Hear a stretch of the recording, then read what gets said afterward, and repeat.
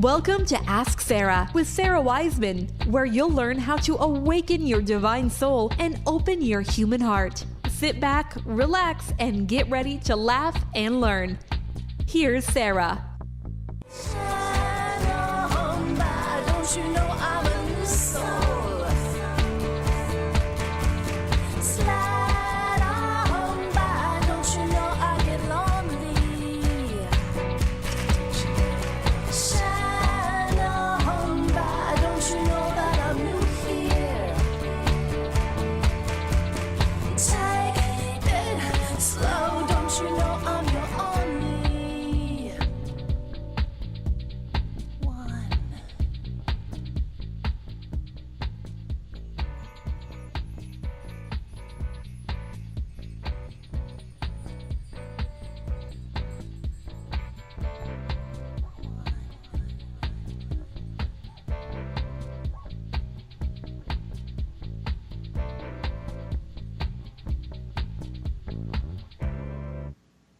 Hey everybody, welcome to Ask Sara with Sara Wiseman. So happy to be with you here today as we are rounding out middle of July.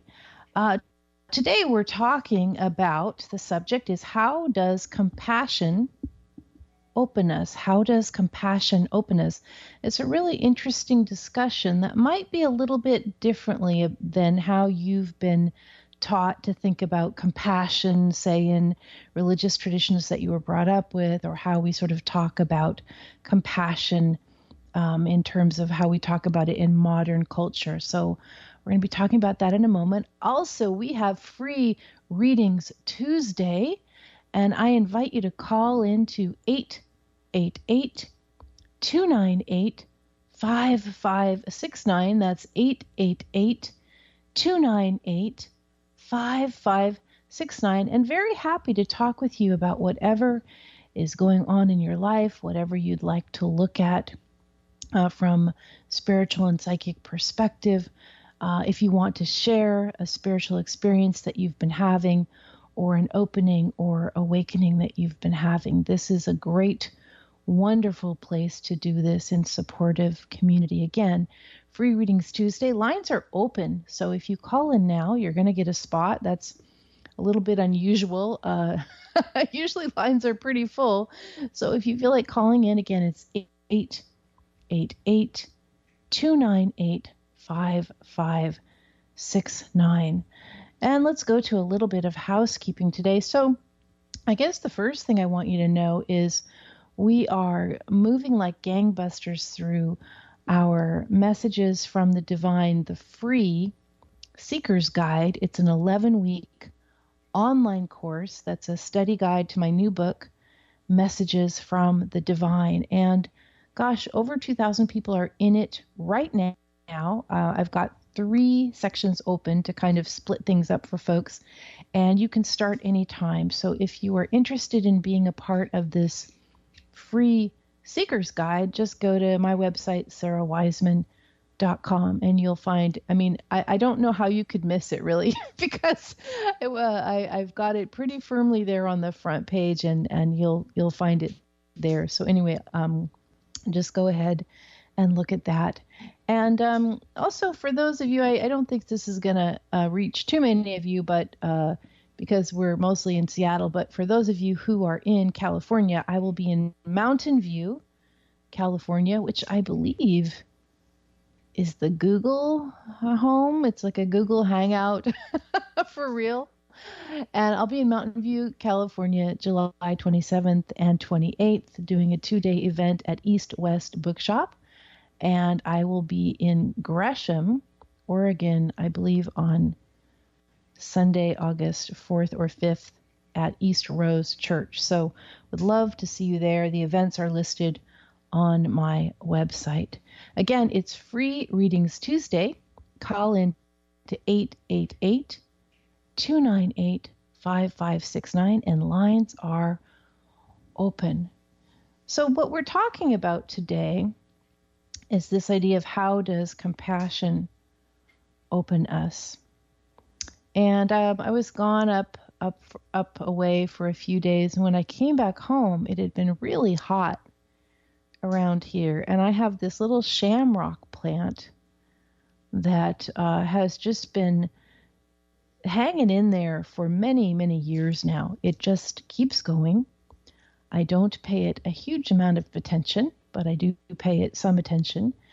And I've become pretty fond of this little shamrock plant. Shamrock was kind of my maternal grandmother's kind of favorite plant because she had this Irish background, and we would spend time trying to look for the four-leaf clovers in the grass in the summer, and just this kind of whole cultural upbringing around shamrocks. And so I've become sort of attached to it in a gentle way, and it always makes me think of my grandmother. And so when we came back, the plant had been watered, but it hadn't been watered enough. It's been very hot. You guys know this too. And I came back and it was all wilty, and it was all kind of the leaves had turned from their regular sort of palish green to kind of a deeper reddish, not in a good way. And it hadn't been watered enough. It was dry, and I immediately put water in, and I felt this surge of panic and concern for my little shamrock plant that I don't spend a huge amount of attention on, but enough. I'm always like aware of what it needs. I go into that room, I'm like, it needs more water, needs more sun, or whatever it needs. I'm in a continual conversation with that little plant. And so this bursting forth in the heart of this compassion for its suffering and its feeling of its need. I'm not sure I would say it's pain. I don't know quite how a plant experiences that dryness, but with a plant, they wilt down, and then you add water, and it's like this miracle of rebirth. They become filled with the water. They plump up. Their droopiness becomes undroopy. They get as fresh as they can be. And you see this not just in shamrocks, but like say hydrangea. If it's hot, you're out there and you water them, and then they just become like new. They become fresh again. And so this wilty little shamrock plant with its sort of not good reddish color leaves that actually had to be plucked off, and this sense of compassion and sense of I had not planned properly for enough water for this plant for my being away. And then maybe we think, okay, it's not just plants. We feel this immediate, like they're in need. But then maybe you've, all of us like in social media, all of us like these little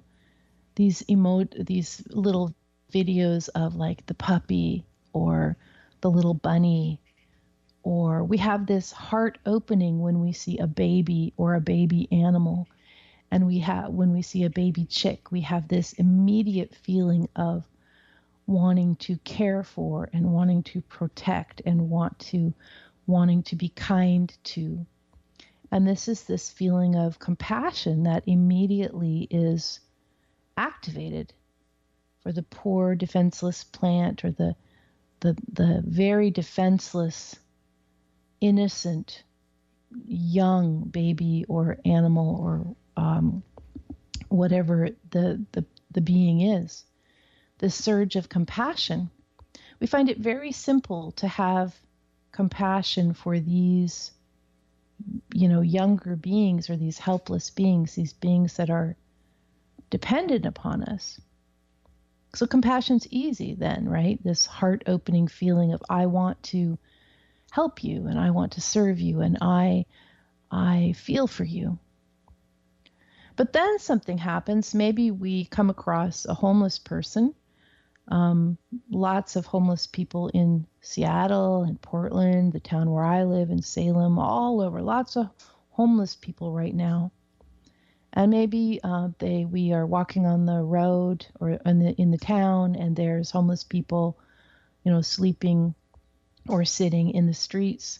Or maybe we're crossing paths with someone, and instead of having that normal reaction of compassion, we feel something different. We feel sorry for them, maybe. That's a common feeling, but we also might feel this fear or this revulsion or this anxiety. Something about how they're dressed or their situation triggers different feelings besides the normal feeling of compassion that would be natural for us to have, but we don't have that same natural feeling of, I want to help you. Why is that? When we see someone suffering, we don't have the same reaction as we do when we see a plant suffering, or when we see a baby or a young animal suffering. We feel something different. We feel afraid, or we feel even angry sometimes. Why are you in my way? Why is this that this is this discrepancy? And then we take this further, this idea of compassion, and we apply it to the people in our own soul circle, the souls who are around us, our family, our friends, our colleagues, our bosses, all the people we're in business with, our acquaintances. We take this to the people that are in our karmic soul circle, because every soul you know, every person you know is in your karmic soul circle. You have karma with them. And we see maybe they're suffering, and maybe they're not suffering physically. Maybe they're suffering mentally, or maybe they're suffering emotionally. And we don't necessarily have that same feeling of compassion when someone we know and someone we're close to is not behaving or being their highest self. In fact, we may feel anger. We may feel betrayed. We may feel abandoned. We have all of these different feelings when someone in our soul circle is not behaving at their highest self. When they are struggling, we often turn away. We just don't want to deal with it. Now, I'm not saying this is the case of everyone listening. Some of you are very, very strong empaths and helpers, but for many of us listening, there is this place where if someone's angry, you know that they're suffering. If someone's complaining and cranky, you know that they're suffering. And so instead of having the natural response of being compassionate to them, we just get angry back. we get mad at them because they're mad, depending, whatever they're working through, that's their reaction. So we have this different approach to compassion depending on if the being is, really dependent and helpless, or if the being is more like us and just kind of not, they're in a place of suffering. We turn away from suffering. It's very interesting to look at this phenomenon. I do want to remind you, today is Free Readings Tuesday.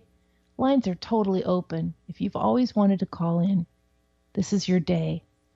888-298-5569. 888-298-5569.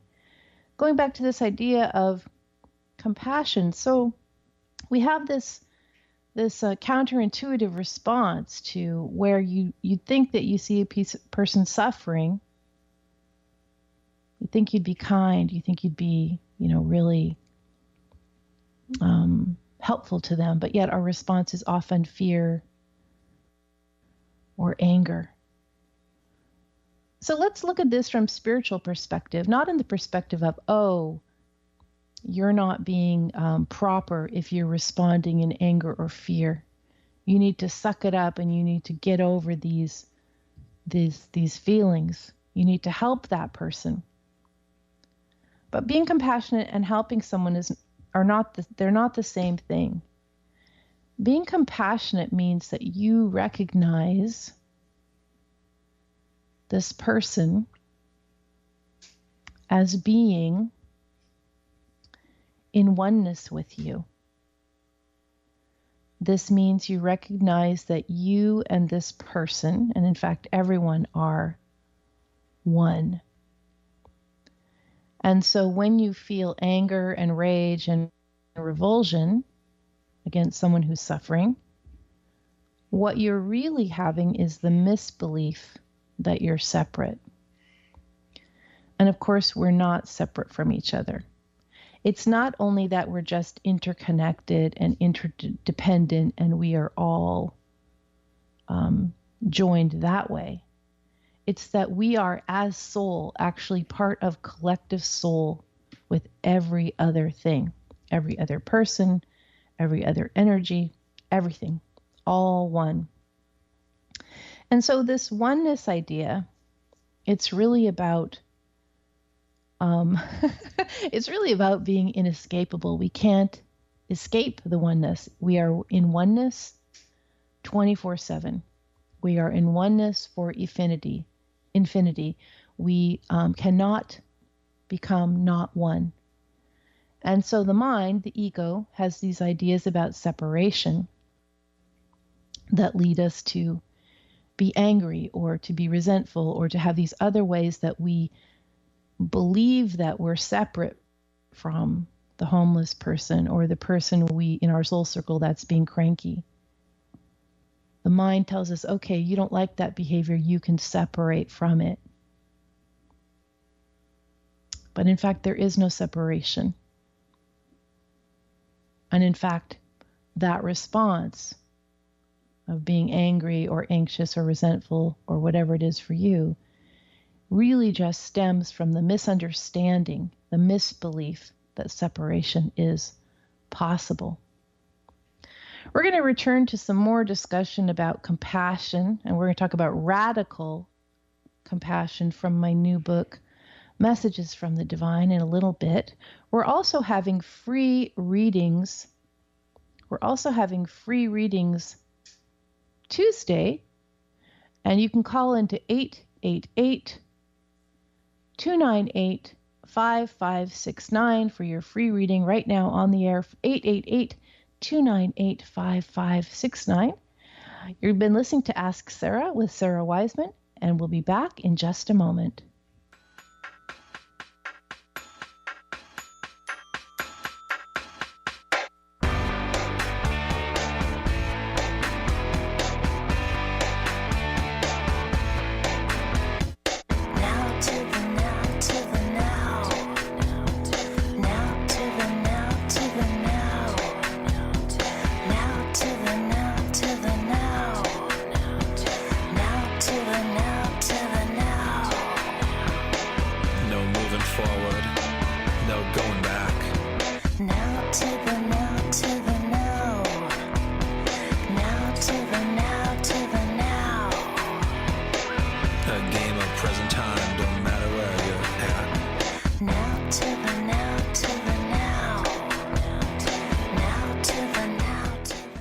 Ready to learn the secrets of spiritual intuition? Did you know that Sara Wiseman offers over 20 courses in psychic development, soul growth, karma, healing, past lives, and more? And that they're all sliding scale, pay what you want?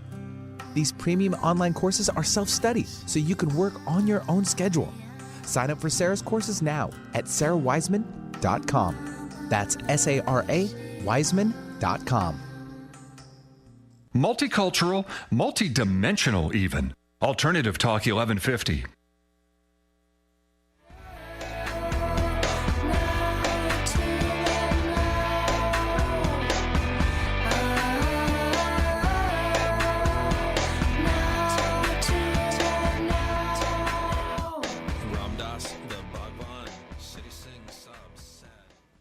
Alrighty, we are back with more Ask Sara with Sara Wiseman. It is free readings Tuesday, 888-298-5569. Feel free to call in for your free reading. Again, it's 888-298-5569. 5569. And we are going to go to the phones now where we have Marlo calling from California. Marlo, welcome to the program. Thank you, Sarah. I'm really kind of in shock that I'm here.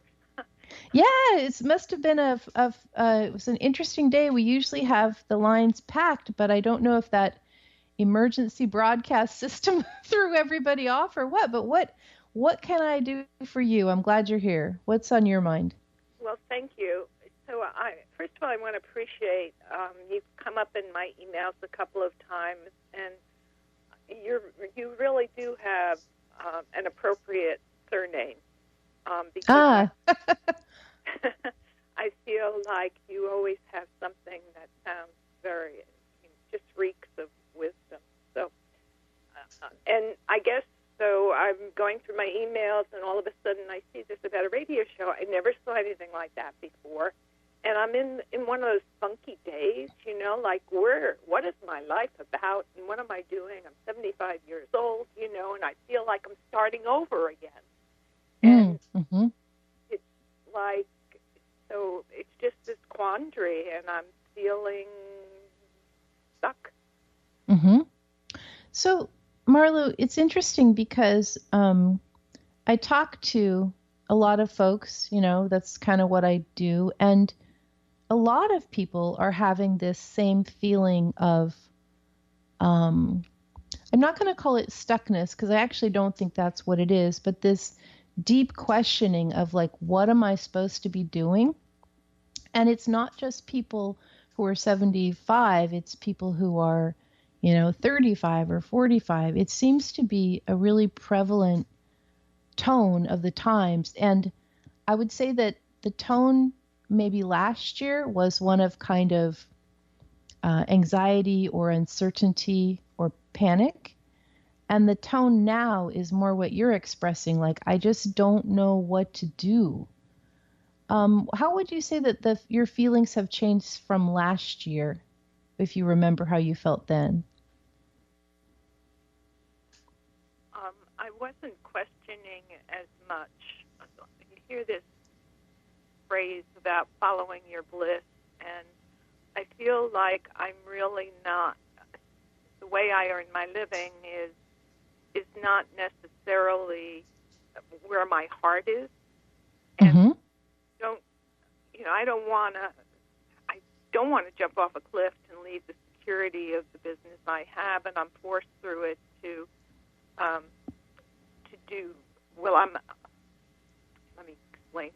I'm an insurance broker, and so I'm governed by rules and regulations and everything in order to be able to sell insurance.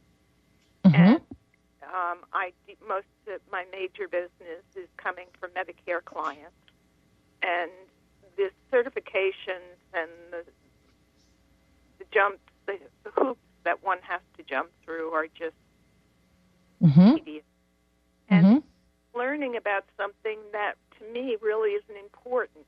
I couldn't care less about what medications are available or pharmaceuticals or all the outside stuff that happen in the insurance world. It's designed to protect against risk, and yet the biggest risk is that we're believing that what we need is outside of ourselves. So yes, exactly.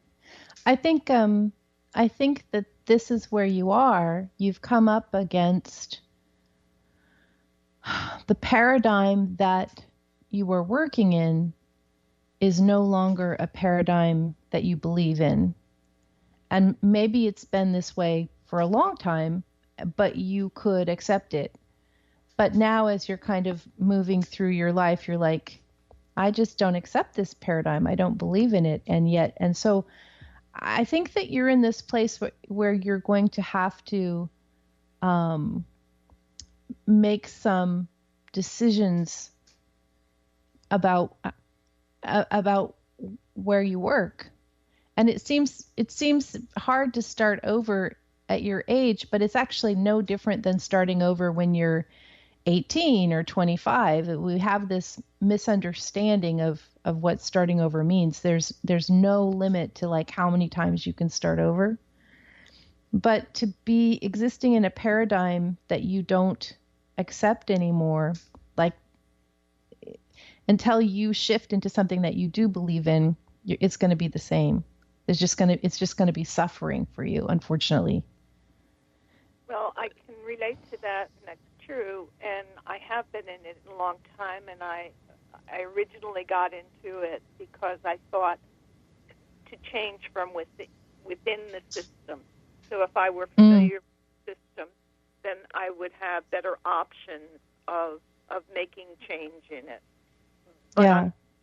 Here I am years down the road, and I'm still Mm-hmm. in that same place of not knowing how to do it. And I truly believe that that is my arena, and that I'm meant to be shining light, if you will, on other ways of looking at health and how Well, the mind body type of stuff and all. Mm-hmm. But that's not, the insurance industry is very different than what you're desiring to work in mind, body, health. They're really two different systems. So I think looking at that, like how can you accept working for, because if when you let go of something that's just completely not working for you, and I think you might look at the insurance industry for you as a relationship that you're in that's become, toxic or not workable for you.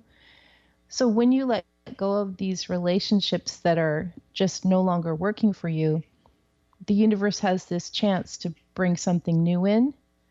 But if you're just grasping to the old thing because you're afraid to release, then you're just kind of stuck. So look at those ideas, Marlo. I know that it's a lot to consider. And I also know that when the universe is trying to move you into a flow state and you allow yourself to trust and go with that, things happen that are much better than we can imagine. So don't be locked in the paradigm of fear, which is kind of what the insurance paradigm is built upon. It's built upon fear of bad things happening. So just kind of look at that whole belief system. I'm going to let you go for now because I've got some other callers that we started our calls a little bit late, but I wish you the best. And I have a feeling that this will become resolved for you this summer, that you'll figure out what you want to do and you'll just do it and it will work. So you won't be very stuck for very long. This will progress pretty quickly for you. Thank you for calling. Thank you. Yeah. So yeah, these big institutions that we all believe in, and then we sort of look at them again, insurance or politics or finances, these big institutions, businesses. And then we realize like that paradigm doesn't work for me anymore. And when you've outgrown a paradigm, can't stay in it. You gotta keep moving. We're not here to be in one place. We're always changing and growing. Okay, looking at our next caller, we have Diane calling from Edmonds. Diane, welcome. Welcome. Hi. Hi. Thank you for welcome. Well, Yeah, you what's on your answered a few mind? of my questions. When I'm listening to that about relationships, I'm like, hey, she's talking to me too. I was kind of getting a lot out of your last caller. She was about her job, but I was calling about relationships. I've been married for a really long time, and kids are gone, and it's like, what does Diane want? But I've been saying that for about 10 years now. Mm-hmm. What does Diane want? So I have dropped not, boyfriend, but girlfriends that have been toxic my whole life, and it was hard at first, and it feels great now. And I go, why did I not do this 20 years ago? Mm-hmm. Mm-hmm. And but I'm still struggling. Just what do I want to do? Am I happy? Mm-hmm. You see, my dad passed away. Yeah. Well, Different emotions. yeah, absolutely. And it feels like you're a person that's very, you're active and it's really easy for you to engage with others. So you have a lot of things going externally. That's an easy way for you to be in a kind of out and about doing things. I think for you, I think for you, Diane, what might be required is it feels like there's a lot of processing that needs to happen for you, that you need to spend some time like doing that work. It's almost like you got to stop moving and sit with all of your feelings like from the last 20 years or 10 years and kind of you need some processing time. And so that will mean a slow, like for a period. And I don't think you should go to counseling. I don't think that's the place for you. It's more like you just need to like take a retreat and be like, I'm going to stop being so busy and running around for a little while, and I'm going to take an intentional retreat, and I am going to think about and process and feel all the things that aren't healed yet for me. And I'm going to work on those until I've completed that healing. Yeah, the universe put me down for like 4 or 5 months. I was like, did a natural way of getting a tumor out of my leg, and I was just laid in bed. I've never sat still. And so I go, oh, this is nice. And, I don't have to jump out of bed. Oh. And then once I healed enough, I tell you, I'm kind of falling back into it, and I'm mad at myself for, okay. Well, and maybe what you could do is figure out the biggest things that you have not healed from, and usually they're relationships or things that we have regrets about, like things that we are disappointed didn't happen. And maybe you could do from now until the end of August, you could take one per weekend. You could say, okay, Saturday mornings, I'm doing my personal retreat. I'm going to sit with this particular issue, and I'm going to just meditate and write in my journal and mull it over until I feel resolved. And I think that might be a way to, that might be a way to, except I'm not, I just feel like I'm bad and I'm not, and I can't let that go. Yeah, that's where you got to sit with that. What is the root of this feeling of unworthiness? And then feel you're probably going to get a lot of stuff coming back from your childhood, and just sink into it. Don't run from it. That's the main message. Don't run from this stuff anymore. Just sink into it and feel it and release it and cry and just it's like you're clearing up all of the emotional stuff of your life.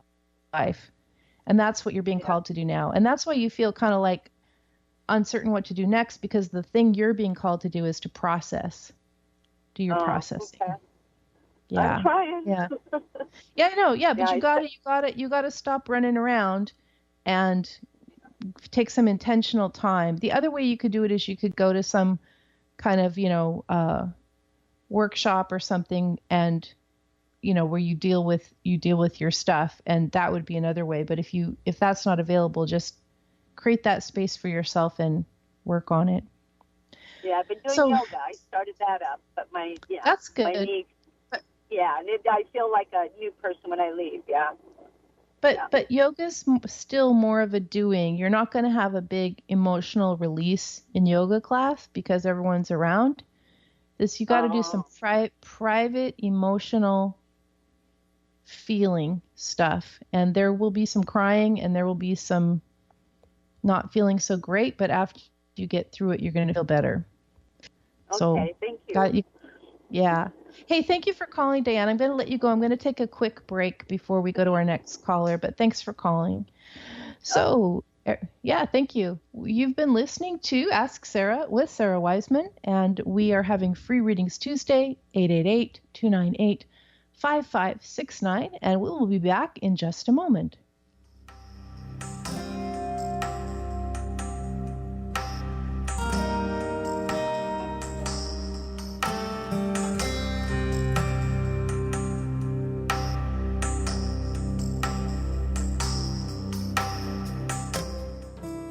Are Are you an empath, intuitive, sensitive, or seeker who wants to learn more? Do you long to master the secrets of spiritual intuition for personal or professional growth? Would you like to work directly with Sara? Sign up now for Intuition University, Sara's year-long program in spiritual intuition, where you'll study with a supportive group of kindred souls, just like you. Classes start every semester. Learn how you can become a student of Intuition University at sarawiseman.com.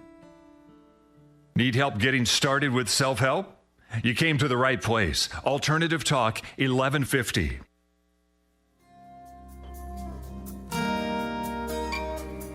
Om Shanti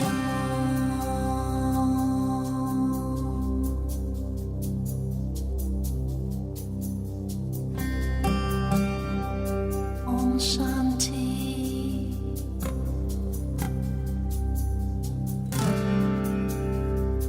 Om Shanti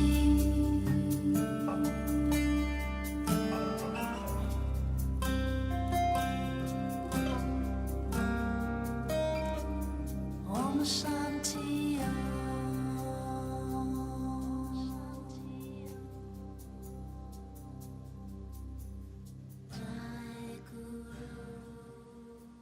Hello, everybody, and welcome back to Ask Sara with Sara Wiseman. Please feel free to call in for Free Readings Tuesday, 888-298-5569.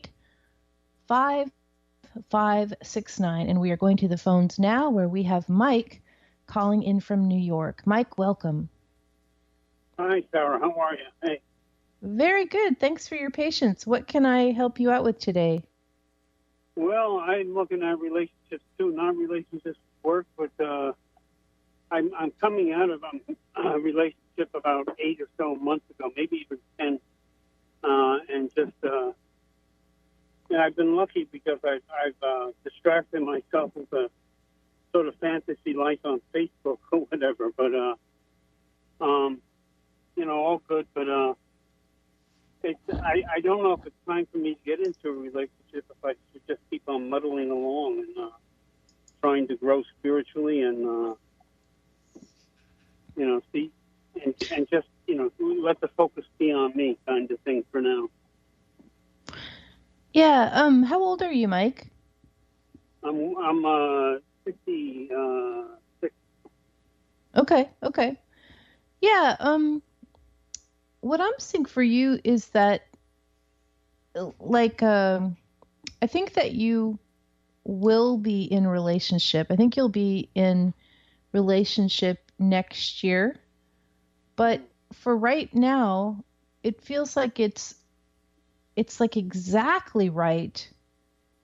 And I wouldn't call it muddling along. It's like time to have it's like time for you to discover what you think is fun and interesting. And it's like time for you to sort of let go of some of the ideas you had about like, this is okay to do, or this isn't okay, or it's like, it's time for some exploration and kind of pushing your comfort level a little bit and trying some new things. It feels like if you spend the next year trying new things that you maybe wouldn't normally try, you're going to meet a lot of people and the relationship's going to be there. But it feels like you've been kind of doing the same things for a while.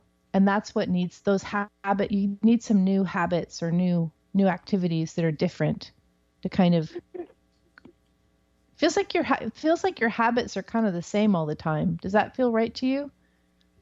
It's kind of, they are. I mean, it's interesting, but it's kind of the same. I'm beginning to break out a little bit and do different things, and I should keep doing them, I guess. I'm now more sure. You might do this. Having fun. Yeah, well, you might do this thing where you've probably read or heard about these books, but like, there's a couple books out that I haven't ever done this, but you could try this as a way of thinking about it. That like whatever someone says, your answer is just like, yeah, okay, I'll come, I'll go to that. It's just your answer's always yes. and just like use that as a technique so that you say to the universe, okay, for this week, I'm going to say yes to everything. And then just see what happens. Like that will lead you to a lot of adventure. It'll be the universe leading you to where it's trying to get you to. Just try that. I think that's what I'm seeing for you. It's like you got to have fun and you got to break your habits because that's what's preventing you from meeting the person that you're supposed to meet. You got to do some different things because different parts of yourself will be expressed when you do different things. So anyway, Mike, I'm going to let you go because I've got some more Thank you callers, very but much, I think, Sarah. yeah, Helps a just, lot. yeah, Thanks much. yeah, Okay. just say yes. Yeah. Thank you. Thank you. Yes. Okay. There you go. Ciao, ciao. There you go. Okay. That's the way. Thanks. Alrighty. Let us go to Elaine from Auburn. Elaine, welcome. Hi, thanks for taking my call. Yes. What can I help you out with? I met someone in the last 6 months or so, and I'm wondering if that's the person for me or not. If not, I just need to move on. I feel that it is. It feels kind of I don't even know how to put this. It feels kind of flat to me. What comes to your mind when I say that? That it just feels kind of flat. I don't know. One-sided? Maybe. Yeah. Is that what when you have the feelings of if it's not the one, what are the warning signs that come up for you? That he's not the one? Yeah. Well, just that's what I feel. I feel like it's flat, like it's like going through the motions or something. Like it's just not real or something.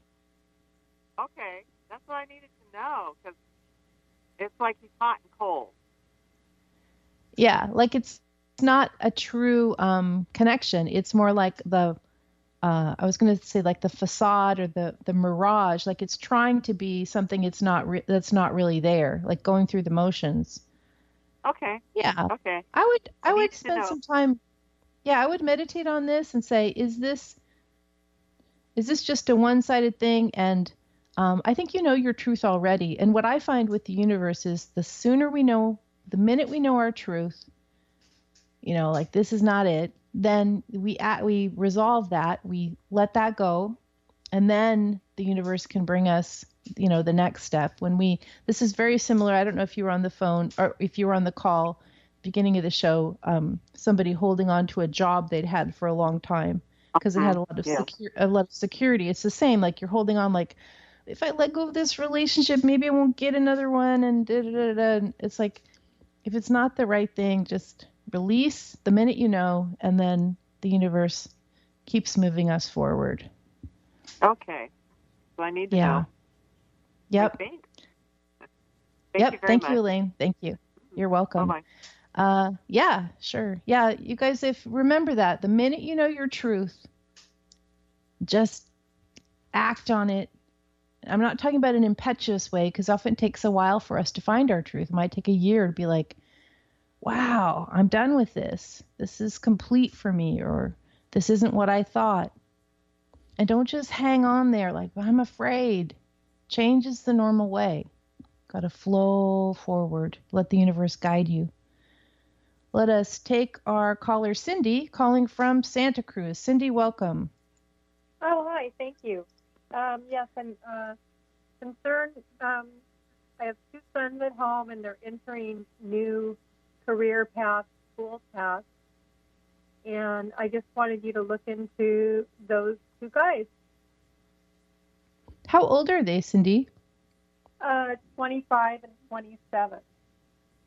Oh, so they're a little older. Why are they, how come they're living at home still? Well, one came home to get situated, save money. He just applied to PA schools, and so he was on his own after college and came home and did that. And the other one is having a hard time launching a little bit, kind of in and out. and changing ideas when he's in school, not really sure if this is a degree he wants, and then so he backs out. And so now he has another opportunity, or where he's going, but he's got like 1.5 feet in. And so how are you feeling about the idea that you're still like in the mom role to them at this level, even though they're so, they're not 18 or whatever? How do you feel about still being that role for them? Well, I don't feel. I feel it's time for them to launch, and I think that they are launching. I think that they have opportunities. The younger one, I am really having a hard time with him being consistent in his path.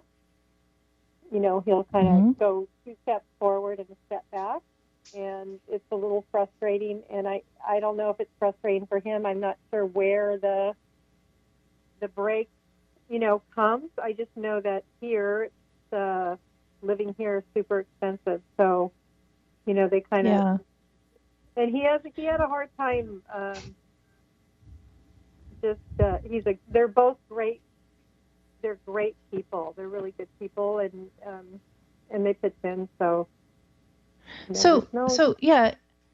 do. So you're in Santa Cruz. It is really pricey there. But what I'm feeling is that in order for them to launch, and I understand that this is kind of a millennial trend of people have trouble, but I think that you are going to have to end your mom. You'll still be their mom, of course. That doesn't end ever. But right. I think that the bigger picture is that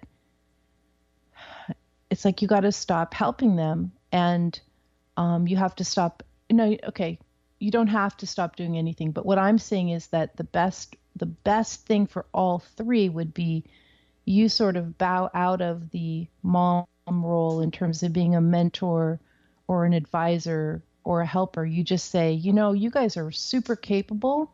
I know you can figure it out. And I'm going to go now into my life because I've already been the mom to you up until you were, through college. That feels like that's the proper amount of time for you to be in that role. And now you move on to your life. And I think it's feeling like they're too old to be living there, and they have other options. They don't have to live in Santa Cruz. They could get an apartment together in someplace way less expensive. I'm just giving this example. There might be specifics, but it's like providing them this little nest means they are not going to go out of the nest. And that is a disservice to you and to them. So the first part is just deciding, like, you don't need to be the mom anymore. You already mommed them. Like, you did a good job. They have what they need. And so it's like that mother, how the mother bear like has to fight off the baby bear when it's time for the baby bear to go because the baby doesn't want to go. That's the place that you're in now. You got to be like, guys, I already did my job. You guys got to get out of here by the fall, and you got to make your way. And yes, it's hard, but Cindy, I'm sure you know, and I know, like how hard we all worked when we were that age. We were working like crazy or living our lives like crazy, whatever we were doing. And they can do it. They can do it. And by providing them so much support, it's actually kind of like spoiling them or making them unable to do it. So looking at this, you taking your life back and giving them their freedom to succeed or to fail or whatever, but you can't walk their soul path for them. Only they can do that. I know this isn't what you thought you were gonna hear, but that's what I'm seeing. Like, they're ready to go, and you're ready to have your life, and that's the way that the energy is asking to be worked at. So it's hard. Well, it's hard, but I know that eagles make the nest really uncomfortable, and and so every time I go, well, you can have this room, and then they redo the flooring. I mean, it's interesting how they're creating the space and making it nice. Like they're working very hard at our home and remodeling it as they're there. But there's definitely an endpoint time that we need to set. Yeah, they're ready to be. They will be much stronger, better, more evolved men if they're not living at home. Even if that means they're going to be, living at a lesser level or not having all the things they want. It doesn't matter. They need to make their own way. And you also need to be relinquished from mom duty and just get to be a person, because that's the next stage for you. So anyway, Cindy, I got to wrap up the show. I just realized the time, but thank you. And I have a feeling things will give you something to think about and to work through, which will bring some more opening. So thank you for calling in. Okay. Thank you. Yeah. So we want to wrap up our show. We're going to talk a little bit more about radical compassion. In radical compassion, this is from my book, Messages from the Divine. You have extreme and total understanding of the other as yourself. You have complete cognizance of yourself and others as one. You realize that there is no separation ever. You realize that what happens to the least of you happens to all. You realize that your own soul, the collective soul, and the ineffable energy of God, one all, is the same, and that this same is true for the soul of every other being. There is no them, it is all us. With this understanding, you begin to shift your behaviors to match this new conscious way you see the world. Radical compassion, understanding our oneness together. And that doesn't mean radical compassion for Cindy, the last caller. It doesn't mean you allow people to be in situations like living with you when they should be on their own. In radical compassion, you say, this is the improper role for you. In radical compassion, I ask you to leave and become independent, because that is your destiny. In radical compassion, Elaine, the caller about relationship who wasn't sure if it was the one, I don't feel this relationship is what I was looking for. In radical compassion, I let you go. In respect for each other, but also understanding that we can't walk each other's soul path. We can only be in love for each other, each person walking his or her own soul path. Hey guys, you have been listening to Ask Sara with Sara Wiseman. You will find me, my new book, Messages from the Divine, and the free course, 11-week online course, The Seeker's Guide. You'll find everything you need right there at sarawiseman.com. Thanks for listening. Want more of Ask Sara with Sara Wiseman? Tune in weekly for more divine teachings on living a soul-led life. Want Sara's books, courses, and free gifts? Visit sarawiseman.com.